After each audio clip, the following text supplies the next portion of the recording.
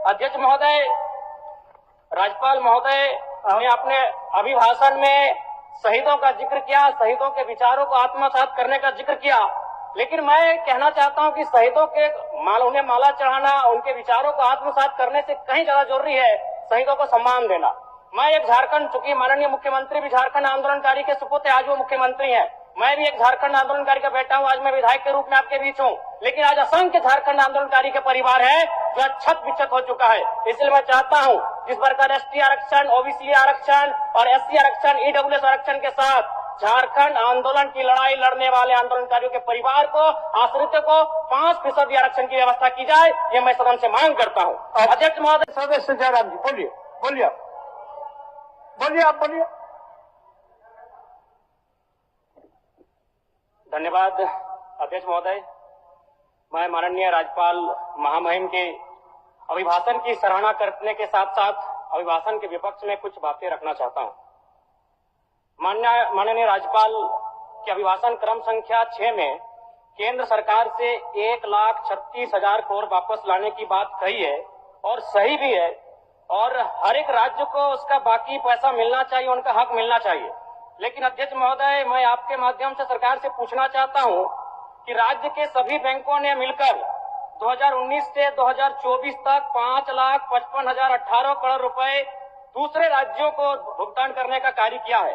Bank में जो पैसा डिपॉजिट होता है वो दूसरे स्टेट को जाता है, और अगर अभी देखा जाए तो झारखंड का सीडी रेशियो मात्र 36% है, जबकि आप तुलनात्मक अध्ययन करें तो आंध्र प्रदेश का सीडी रेशियो 110 के आसपास होता है, तमिलनाडु का सीडी रेशियो 115 के आसपास होता है। और सबसे महत्वपूर्ण बात कि बैंकर समिति के अध्यक्ष माननीय मुख्यमंत्री होते हैं। अगर इस पैसे को हम लोग बचा के अपने राज्य में ले आते हैं तो लोन के माध्यम से यहाँ के युवा, यहाँ के महिलाओं को अगर निर्गत कराते हैं तो बहुत बड़ी समस्याओं का निदान होगा। इसलिए मैं चाहता हूं कि सत्ता का ध्यान इस ओर आकृष्ट हो। मैं आगे अध्यक्ष महोदय, राज्यपाल महोदय ने अपने अभिभाषण में शहीदों का जिक्र किया, शहीदों के विचारों को आत्मसात करने का जिक्र किया, लेकिन मैं कहना चाहता हूं कि शहीदों के उन्हें माला चढ़ाना, उनके विचारों को आत्मसात करने से कहीं ज्यादा जरूरी है शहीदों को सम्मान देना। मैं एक झारखंड, चूंकि माननीय मुख्यमंत्री भी झारखंड आंदोलनकारी के सुपुत्र, आज वो मुख्यमंत्री हैं, मैं भी एक झारखंड आंदोलनकारी का बेटा हूं, आज मैं विधायक के रूप में आपके बीच हूं, लेकिन आज असंख्य झारखंड आंदोलनकारी के परिवार है जो छत विच्छत हो चुका है। इसलिए मैं चाहता हूं जिस प्रकार एसटी आरक्षण, ओबीसी आरक्षण और एससी आरक्षण, ईडब्ल्यूएस आरक्षण के साथ झारखंड आंदोलन की लड़ाई लड़ने वाले आंदोलनकारियों के परिवार को, आश्रितों को 5% आरक्षण की व्यवस्था की जाए, ये मैं सदन से मांग करता हूं। अध्यक्ष महोदय, थोड़ा सा और समय लूंगा। अब हो गया जयराम, जब सरकार का उत्तर होना है, अब सरकार फिर बाद में फिर सेकंड पारी में मौका मिलेगा। मान्यवर 30 सेकंड, मान्यवर 30 सेकंड। चलिए बोल लीजिए।